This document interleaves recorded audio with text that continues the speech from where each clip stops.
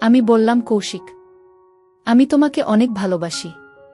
কিন্তু আমি তো বিবাহিতা, আমার স্বামী আছে। কিন্তু জানো কৌশিক, আমার স্বামী সবসময় শুধু ব্যবসা নিয়ে ব্যস্ত থাকে। মাসের পর মাস বাড়ির বাইরে থাকে।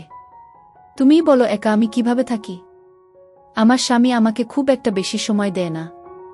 একাকিত্ব আমার জীবনটাকে যেন মানসিক রোগী করে তুলেছে। কৌশিক, আমি তোমার কাছ থেকে একটু মানসিক প্রশান্তি চাই। তুমি কি আমার সাথে গল্প করে আড্ডা দিয়ে মানসিক প্রশান্তি দূর করে দিতে পারবে? আমার কথা শুনে কৌশিক বলল, সুমিত্রা, তুমি কোনো চিন্তা করো না। আমি সবসময় তোমার সহায়ক হিসেবে তোমার পাশে আছি। তারপর বন্ধুরা, সেদিন রাতে আমি কৌশিকের সাথে গল্প আর আড্ডা দিতে দিতে হঠাৎ কৌশিকের সাথে আমার যা ঘটল তা শুনলে বন্ধুরা তোমাদের মাথা ঘুরে যাবে। বন্ধুরা, আজকের গল্পটি অনেক অনেক ইন্টারেস্টিং। আশা করি তোমরা পুরো গল্পটি শুনলে অনেক মজা পাবে। তবে বন্ধুরা, গল্পটি শুরু করার পূর্বে তোমাদের নিকট আমার ছোট্ট একটা অনুরোধ। তোমরা দয়া করে আমার চ্যানেলটিকে সাবস্ক্রাইব করে আমাকে সাপোর্ট করবা। তো তাহলে চলো বন্ধুরা, গল্পটি শুরু করি। হ্যালো বন্ধুরা, আমি সুমিত্রা সেনগুপ্ত। আমি কলকাতার একজন মেয়ে। বন্ধুরা, আজকে আমি তোমাদেরকে বলব আমার জীবনের বাস্তব কাহিনী, যেখানে সোশ্যাল মিডিয়ায় একজন ছেলের সাথে আমার পরিচয় হয়েছিল। ছেলেটি সবসময় শুধু তোমাকে ভালোবাসার কথা বলত, যদিও আমার স্বামী সংসারের সবকিছুই ছিল। তারপর ধীরে ধীরে আমার সেই ছেলেটির সাথে কথা বলতে বলতে আমরা এক ধরনের মায়ে পড়ে গেলাম, এবং এক পর্যায়ে আমি সমস্ত মায়া মমতা ত্যাগ করে সেই ছেলেটির সাথে গভীর প্রেমে মত্ত হয়ে তার সাথে পালিয়ে চলে গেলাম। তারপর যা হলো বন্ধুরা, আজ আমি সেই গল্পটাই তোমাদের বলতে চাই, যা শুধু আমার না, অনেক নারীর মনের কান্না। আমার স্বামীর নাম অর্জুন। সে একজন ব্যস্ত ব্যবসায়ী। সারাদিন কাজ, কাজ আর কাজ। আমার খোঁজ রাখার সময় তার নেই। প্রথম দিকে ভেবেছিলাম সময়ের সঙ্গে সব ঠিক হয়ে যাবে, কিন্তু বছরের পর বছর কেটে গেছে, আমি শুধু একজন স্ত্রী নামেই রয়ে গেছি। এই নিঃসঙ্গতার মধ্যেই আমার জীবনে এমন একজন লোক ছিল যে আমার জীবনটাকে অর্থপূর্ণ করে ফেলেছিল। লোকটির নাম ছিল কৌশিক পাল। আমাদের পরিচয় হয়েছিল একটি সোশ্যাল মিডিয়াতে। সেখানেই ধীরে ধীরে কথা, হাসি, মন কথাগুলো ভাগ করে নেওয়া, এভাবেই শুরু। প্রথম প্রথম আমি কৌশিককে শুধুই একজন বন্ধু হিসেবে দেখতাম, কিন্তু সে ছিল ভিন্ন। সে আমার সাথে আন্তরিকতার সাথে কথা বলত, আমার পছন্দ শুনত, আমার কষ্টগুলো, আমার নীরবতাগুলো বুঝত। বন্ধুরা, এভাবে কথা বলতে বলতে কৌশিক আর আমার মধ্যে প্রথমেই একটা বন্ধুত্বপূর্ণ সম্পর্ক তৈরি হয়েছিল। তারপর ধীরে ধীরেই সেই বন্ধুত্বপূর্ণ সম্পর্ক থেকে ভালো লাগা, আর এই ভালো লাগা থেকেই ভালোবাসার সৃষ্টি হয়েছিল। বন্ধুরা, স্বামীর অবহেলা আর ব্যবসায়ের ব্যস্ততার কারণে তিনি আমাকে খুব একটা বেশি সময় দিতে পারছিলেন না। আমি খুবই একাকিত্ব বোধ করছিলাম। তাই উপায়ান্ত কোনো কিছু না পেয়ে একদিন আমি কৌশিককে ফোন করে বললাম, কৌশিক, তোমার সাথে আমার কিছু কথা ছিল। তুমি কি আমার সাথে একটু দেখা করতে পারবে? কৌশিক বলল, অবশ্যই, আমি তোমার সাথে দেখা করতে পারব। তারপর বন্ধুরা, আমি আর কৌশিক এটা পার্কে দেখা করি। কৌশিক ছেলেটা দেখতে অনেক সুন্দর, অনেক হ্যান্ডসাম ছিল। প্রথম দেখাতেই যেন সে আমার ক্রাশ হয়ে গিয়েছিল। তারপর বন্ধুরা, আমি আমার প্রেমিক কৌশিককে আমার মনের সকল অবস্থা বললাম। কৌশিক আমার সমস্ত কথা শুনে বলল, সুমিত্রা, আমি তো ভাবিনি তুমি এভাবে বলবে। কিন্তু আমি মিথ্যে বলবো না, আমিও তোমাকে অনেক ভালোবাসি। তবে তুমি বিবাহিতা, এই সত্যিটা আমাকে পিছিয়ে দেয়া।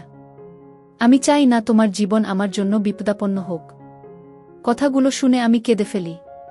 কাঁদতে কাঁদতে বলি, জীবন এমনিতেই তো ভিন্ন ধারায় চলেই গেছে কৌশিক, এখন যদি ভালোবাসার কিঞ্চিত পরিমাণ মানসিক প্রশান্তি পাওয়ার জন্য কিছু করি, তাতে দোষ কোথায়? এভাবে বন্ধুরা দিনের পর দিন চলে যায়। কৌশিক আর আমি ফোনে নেমে নিয়মিত কথা বলি। একদিন সাহস করে আমি তাকে বলি, কৌশিক, তুমি যদি চাও, আমি আমার স্বামীকে ডিভোর্স দেব। আমি তোমার সঙ্গে নতুন করে জীবন শুরু করব। কৌশিক চুপ করে থাকে কিছুক্ষণ, তারপর বলে, তুমি কি সত্যি এসব বলছো সুমিত্রা? আমি বললাম, হ্যাঁ, তুমি আমার জীবনের প্রথম মানুষ যে আমাকে ভালোবাসা দিতে জানে, যে আমাকে তার মিষ্টি কথায় মানসিক প্রশান্তি যোগাতে জানে। তোমার মতো একজন মানুষ পেলে হয়তো আমার জীবনটা ধন্য হবে। কৌশিক, তুমি যদি চাও তাহলে আমি আমার সবকিছু ছেড়ে তোমার নিকট চলে আসতে দ্বিধাবোধ করব না। কারণ আমি তোমাকে বিশ্বাস করি, প্রচণ্ড রকমের বিশ্বাস করি, আমি আশা করি তুমি কখনো আমার বিশ্বাসের মর্যাদা করবে না। সেই রাতে খুব একটা ভালো ঘুম হয়নি আমার। মনের ভেতর এক অজানা ভয়, কিন্তু সাথে একটা স্বপ্ন, যেখানে আমি আর কৌশিক শান্তভাবে সমুদ্রের ধারে হেঁটে যাচ্ছি। পরদিন সকালে আবার কৌশিকের ফোন, সুমিত্রা, আমি রাজি।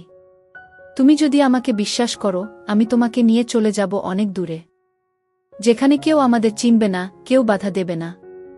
আমরা আমাদের ছোট্ট ঘর বানাব, সেখানে গড়ে তুলব আমাদের সুখের সংসার। এই কথা শুনে আমার চোখে জল চলে আসে। একটা অদ্ভুত অনুভূতি মনটা ভরে যায়। তখন আমার মনে হয়েছিল, সত্যিই কৌশিক, তোমাকে অনেক ভালোবাসি। আর আমিও কৌশিককে ভালোবেসে ফেলেছি মন থেকে। এখন আর পিছনে ফিরে তাকানোর উপায় নেই। তারপর আমি আমার স্বামীকে ডিভোর্স দেওয়ার জন্য চূড়ান্ত সিদ্ধান্ত নেই। নিজের মায়ের কাছেও কিছু বলিনি, মাকে শুধু এই কথাটা বলেছিলাম যে, মা, এখন আমি যেখানে আছি, যেভাবে আছি, সুখে নেই। তবে আমি খুব শীঘ্রই একটা নতুন জীবন শুরু করতে যাচ্ছি। যেদিন আমি অর্জুনকে ডিভোর্সের কথা জানালাম, সে তাকিয়েছিল আমার দিকে অদ্ভুতভাবে। কোনো জিজ্ঞাসা নেই, কোনো প্রতিরোধ নেই, শুধু বলেছিল, যা মন চায় করো। মনে হলো আমার অস্তিত্ব তার কাছে কোনোদিনই ছিল না। সেই মুহূর্তে আমি বুঝে গেলাম, আমি কোনো ভুল করছি না, আমি নিজেকে খুঁজে নিচ্ছি। আমি যাচ্ছি কৌশিকের কাছে, আমার নতুন জীবনের পথে। ভগবানের কৃপায় হয়তো সে আমাকে সুখিয়ে রাখবে, ভালোই রাখবে, সেই প্রত্যাশা। যাই হোক বন্ধুরা, অবশেষে ডিভোর্সের কাগজে সই করার দিনটায় কেমন যেন আমার ঘোলাটে লাগছিল চারপাশটা। এত বছরের সম্পর্ক, এতদিনের সংসার, সব যেন কাগজের এক নিমিষেই এসে শেষ হয়ে গেল। আমার চোখে জল ছিল না, কিন্তু মনের ভেতরে যেন কালো মেঘ নেমে আসল। বাইরে বেরিয়ে এসে এক দৃষ্টিতে তাকিয়েছিল সে আকাশের দিকে, যেন ভেতরের কষ্টটা মেঘে উড়িয়ে দিতে চাইছিল। কৌশিক আমাকে নিয়ে উঠেছিল এক মাঝারি মানের হোটেলে। সে বলেছিল, এখন কদিন এখানে থাকো, আমি সব কিছু ঠিক করে ফেলছি। এরপর আমরা বিদেশ চলে যাব, শুরু করব আমাদের নতুন জীবন। সুমিত্রা কিছু না বলেই রুমে প্রবেশ করল। হোটেলের জানালাটা খুলে দাঁড়িয়েছিল অনেকক্ষণ, যেখানে আমি নিজেকে একা ভাবছিলাম না, বরং অজানা কিছু প্রতীক্ষার প্রত্যাশায় ছিলাম। পরের কদিন কৌশিক নিয়মিত আসত, কখনো ফল, কখনো খাবার নিয়ে।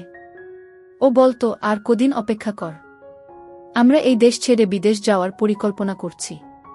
সেখানেই গিয়ে তুমি আর আমি একটা সুখের সংসার বাঁধব, একটা সুখের নির্বাচিত নিব বাঁধব। তোমাকে কেউ আর কোনো প্রশ্ন করবে না। আমি তোমার জন্য একটা স্বপ্নের ঘর বানাব। আমি তার কথাগুলো যেন আন্তরিকতার সাথে বিশ্বাস করেছিলাম। আর যে কারণেই আমি আমার সংসার, আমার পরিবার সবকিছু রেখে তার সাথে নির্দ্বিধায় চলে আসলাম, শুধুমাত্র তার ভালোবাসা, শ্রদ্ধা আর নির্ভরতার গুণে। সত্যি কথা বলতে বন্ধুরা, কৌশিকের প্রতি আমার আত্মবিশ্বাস আর ভরসা ছিল শতভাগ। কৌশিক একটা হ্যান্ডসাম ছেলে। তার বয়স আমার চাইতে প্রায় 4-5 বছরের ছোট হবে। সেই দিন রাতে কৌশিক আর আমি শুয়ে শুয়ে গল্প করছিলাম। তাতে আমি যথেষ্ট মানসিক প্রশান্তি পেয়েছিলাম। সত্যি কথা বলতে বন্ধুরা, কৌশিক আমাকে সবসময় আমার মনে এবং সব দিক দিয়ে প্রশান্তি জোগানোর চেষ্টা করত। আমি তার প্রতি সম্পূর্ণ সন্তুষ্টি ছিলাম। সে শুধু আমার ভালোবাসা এবং আমাকে নিয়েই সব সময় ভাবত। আমি মনে মনে এরকম ধরনের একজন মানুষ এই চাইছিলাম। হয়তো ভগবানের কৃপায় আমার আশা পূর্ণ হয়েছে। একদিন রাতে কৌশিক এলো কিছু কাগজপত্র আর পাসপোর্ট ভিসা নিয়ে। সে জানালো, আমরা আগামীকাল ভোরে মালয়েশিয়ার উদ্দেশ্যে রওনা হচ্ছি। ঢাকা হয়ে ফ্লাইট। সেখানে গিয়ে আমরা কয়েকদিন আমার বন্ধুর অ্যাপার্টমেন্টে থাকব। তারপর আমি তোমার জন্য কাজের ব্যবস্থাও করব। কথাগুলো শুনে আমার মনটা অদ্ভুত এক অনুভূতিতে ভরে উঠেছিল। দুচোখে ছিল স্বপ্নমা শান্তি। বিদেশের মাটিতে পা দিয়েই আমার চোখ ছানাবড়া হয়ে গিয়েছিল। কুয়ালালামপুর শহরের আলো, ভিড়, অপরিচিত ভাষা, সবকিছু আমাকে একটু গুটিয়ে দিয়েছিল। কৌশিক বলল, ভয় পেও না, আমি তো আছি। কিন্তু এরই মধ্যে কৌশিকের গলায় একটা অচেনা কঠোরতা সুমিত্রা অনুভব করছিল, যা আগে কখনো ছিল না। একটি সাদা গাড়ি এসে আমাদের নিয়ে গেল শহরের বাইরে এক পুরনো বিল্ডিংয়ের দিকে। জায়গাটা দেখে আমার মন কেমন জানি হয়ে উঠল। আমি বললাম, কৌশিক, এখানে কেন? কৌশিক বলল, এটাই আমার বন্ধুর অ্যাপার্টমেন্ট, কয়েকদিন আমরা এখানেই থাকব। তারপর কৌশিক বলল, সুমিত্রা, তুমি এখানে বিশ্রাম করো, আমার বাহিরে কিছু গুরুত্বপূর্ণ কাজ আছে। ওই কাজগুলো শেষ করে খুব দ্রুত চলে আসব। আমি কিছুটা দ্বিধা নিয়ে সেদিন রাতে সেই ফ্ল্যাটে রয়ে গেলাম, একা, অচেনা জায়গায়, ভরসাহীন পরিবেশে। রাত গভীর হলে জানালার ধারে দাঁড়িয়ে নিজেরই প্রতিচ্ছবি দেখছিলাম আমি। মনে হচ্ছিল যেন কিছু একটা ঠিক মিলছিল না। কৌশিকের চোখে সেই আগের প্রেম আর নর্মত্ব ছিল না। কিছু একটা যেন বদলে যাচ্ছে খুব ধীরে, আর আমার মনের ভিতর একটা কথায় বারবার আমাকে ভাবিয়ে তুলেছিল, আমি কি সত্যি ভুল করেছি? আমি নতুন ফ্ল্যাটে কাটালাম প্রায় 3 দিন। কৌশিক একবারও ফিরে এলো না। প্রথম দিন বলেছিল একটা গুরুত্বপূর্ণ কাজে যাচ্ছে, দ্বিতীয় দিন বলেছিল ফোনে, বাসায় থাকো, বাইরে যেও না, নিরাপদ না। অথচ ফোনেও যেন তার কণ্ঠস্বর বদলে গিয়েছিল, মায়াবী কৌশিক যেন হঠাৎ খুব দূরের কেউ হয়ে গিয়েছে। তার এই অকল্পনীয় আচরণে আমার মনটা যেন নীরব কান্নায় ভেঙে পড়ছিল। চতুর্থ দিন রাতে দরজায় কড়া নাড়ার শব্দ হল। আমি দরজা খুলে দেখি কৌশিক নয়, দুজন অপরিচিত লোক দাঁড়িয়ে। একজন বলল, কৌশিক আমাদেরকে পাঠিয়েছে, আমরা তোমাকে এখান থেকে নিয়ে যাওয়ার জন্য। কৌশিক একটা বিশেষ কাজে ব্যস্ত হয়ে গিয়েছে, যে কারণেই সে আমাকে পাঠিয়েছে, তোমাকে এখান থেকে নিয়ে যাওয়ার জন্য। এই পরিস্থিতিতে তাদের কথাগুলো শুনে আমার মনটা কেমন জানি নীরব কান্নায় ভেঙে পড়ল। আমি বলল, কিন্তু কৌশিক কোথায়? ও তো বলেছিল ও আসবে। তারা ঠান্ডা গলায় বলল, কৌশিক একটা কাজে ব্যস্ত হয়ে গেছে, যে কারণে কৌশিক আমাদেরকে পাঠিয়েছে, তোমাকে এখান থেকে নিয়ে যাওয়ার জন্য। লোকগুলোর কথা শুনে মাথার উপর যেন একটা বজ্রপাতের মতো ভাবনা হল। আমি সেই মানুষগুলোর চোখে কোনো ভরসা খুঁজে পাচ্ছিলাম না। তখন আমি বললাম, না, আমি কৌশিককে ছাড়া এখান থেকে যাব না। তারপর আমি বারবার কৌশিকের নাম্বার এই ফোন দিতে শুরু করলাম, কিন্তু কৌশিকের নাম্বার তখন বন্ধ বা ব্যস্ত ছিল। আর এদিকেই লোকগুলো আমাকে এখান থেকে নিয়ে যাওয়ার জন্য অনেক বোঝানোর চেষ্টা করল, কিন্তু আমি কোনোভাবেই তাদের সাথে যেতে রাজি হচ্ছিলাম না। যখন আমি কোনোভাবেই এখান থেকে যেতে রাজি হচ্ছিলাম না, তখন তারা আমাকে বলল, কৌশিক আর কোনোদিন তোমাকে এখান থেকে নিতে আসবে না, তুমি এখন আমাদের দায়িত্ব আছো। কৌশিক তোমার কাগজপত্র আমাদের কাছে জমা দিয়ে গেছে। বন্ধরা, আমি তখন বুঝতে পারছিলাম না এটা বাস্তব না দুঃস্বপ্ন। নিজের সমস্ত বিশ্বাস যেন মুহূর্তে ধুলো মিশে যাচ্ছিল। এক পর্যায়ে তারা আমাকে নিয়ে গেল শহরের এক গলির ভেতরে, অন্ধকার, ঘিঞ্জি ছায়ে ঢাকা। জায়গাটার গন্ধই অস্বস্তিকর। একটা ছোট ঘরে আমাকে আটকে রাখা হলো। জানালা নেই, আলো কম। ঘরটাতে আমি বারবার কৌশিকের নাম নিচ্ছিলাম। তারা আমার মোবাইলটাও নিয়ে গেল। মোবাইল ছিল না, পাসপোর্ট তাদের কাছে। ভালোবেসে বিশ্বাস করে জীবনের কঠিন একটা বিপর্যয়ে পড়লাম। নিজের ভুলের মাসুল নিজেকেই দিতে হচ্ছে। এসব ভেবে শুধু তখন কান্না ছাড়া আর আমার কোনো উপায় ছিল না। বুঝতে পারছিলাম আমি কোনো একটা মহলের হাতে বন্দী হয়ে গেছি, হয়তো সেখান থেকে আর কখনো বের হওয়া সম্ভব না। পরের দিন এক মহিলা এলো, বয়স 25-এর আশেপাশে। কড়া গলায় বলল, এখানে থাকতে হলে নিয়ম মানতে হবে। বেশি প্রশ্ন করো না, তুমি এখন আমাদের কাজের মেয়ে। অন্য কথা ভেবে কোনো লাভ নেই। আমি চুপ করেছিলাম, কিন্তু মনের ভেতরে ভিতরে যেন আমার মন ভয়ে থাকত। আমার ভালোবাসা, আমার বিশ্বাস, সবকিছু এক নির্মম প্রতারণায় ডুবে গেছে। ভুল মানুষকে বিশ্বাস করে। আমার চোখে মুখে তখন শুধুই অস্থিরতা। আমি বুঝতেই পারছি না কোথায় এসেছি, কাদের মাঝে পড়েছে। এরা আমাকে কৌশলে এক বিদেশি শহরের পুরনো একটি বাড়িতে এনে রেখেছে। আশেপাশে অজানা মুখ, অচেনা ভাষা, অচেনা রাস্তাঘাট। ঘরের জানালায় লোহার শিক, দরজা বাইরে থেকে বন্ধ। একটা ছোট বাল্বের আলো আধো অন্ধকারে বসে আমি শুধু ভেবেই যাচ্ছে, আমি কি করলাম? কাকে বিশ্বাস করলাম? প্রথম রাতে আমাকে একা থাকতে দেওয়া হলেও পরদিন সকালেই দুজন অপরিচিত মহিলা এসে আমাকে কিছু জামাকাপড় দিল। তারা কড়া গলায় বলল, এই পোশাক পরে নাও, আজ থেকে তোমার কর্ম শুরু। আমি ভয়ে তাদের কিছু বলতে পারলাম না।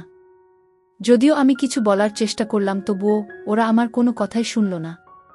আমি বুঝে গেছিলাম এখান থেকে পালানোর পথ নেই, সাহায্যের কেউ নেই। আর কৌশিক, সে তো ছিল এক ধোঁকাবাজ। তাকে বিশ্বাস করে আজ আমার জীবনের এই পরিচিতি হল। বিকেলের দিকে এক মধ্যবয়সী লোক এসে দরজায় দাঁড়াল। তার মুখে অদ্ভুত একটা হাসি, চোখে একরকম নিষ্ঠুরতা। লোকটি ভাঙা ইংরেজিতে বলল, তুমি এখন আমাদের সম্পত্তি। এখান থেকে বেরোনোর চেষ্টা করলে ফল ভালো হবে না। কথাগুলো শোনার পর আমি হঠাৎ করে ভেঙে পড়লাম। আমি হাঁটু গেড়ে মাটিতে বসে পড়ে আর্তনাদ করে কাঁদতে লাগলাম। ভগবান, আমি কি এই পরিণতির যোগ্য ছিলাম?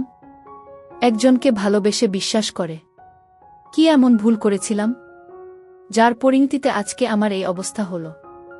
বন্ধুরা, তারপর সেখানে আমার কেটে গেল 1 সপ্তাহ। 1 সপ্তাহ পর একজন বয়স্ক মহিলা আমাকে এসে বলল, সুমিত্রা, আমি জানি তুমি কিভাবে এখানে এসেছ। কৌশিক নামের একটি ছেলেকে ভালোবেসে সবকিছু ত্যাগ করে এখানে এসেছ। সেই তোমাকে আমাদের কাছে বিক্রি করে দিয়ে চলে গেছে। হয়তো সে আর কখনো আসবে না। আমরা তোমাকে অনেক টাকা দিয়ে এখানে কিনে এনেছি। সুতরাং তোমার কিনার আমাদের একটা উদ্দেশ্য আছে। তোমাকে আমি ভালোই বলছি, তুমি আমাদের সাথে থেকে কাজকর্ম করো। তোমার খাবার দাবারের কোন অভাব পড়বে না, তোমার বিলাসিতার কোনো অভাব হবে না। তুমি শুধু আমাদের কথা মতো চলবা, তাহলে তোমার জীবনটা সুখে শান্তিতে ভরে উঠবে। সেদিন এই বয়স্ক মহিলাটির কথা শুনে আমি মনে মনে একটু প্রশান্তি পেলাম।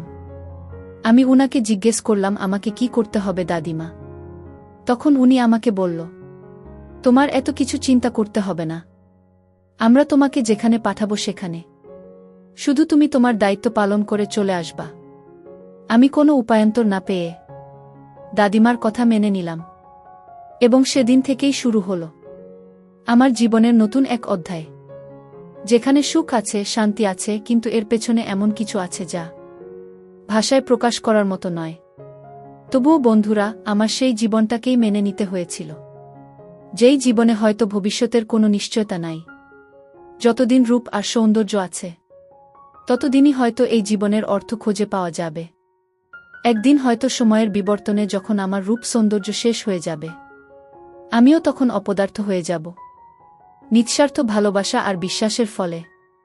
আজকে আমার জীবনটা কোথায় দাঁড়ালো? আমার জীবনের এই সময়ে আমি বুঝতে পারছিলাম, পৃথিবীতে বেঁচে থাকার জন্য শ্রেষ্ঠ সম্পদ হচ্ছে স্বামী।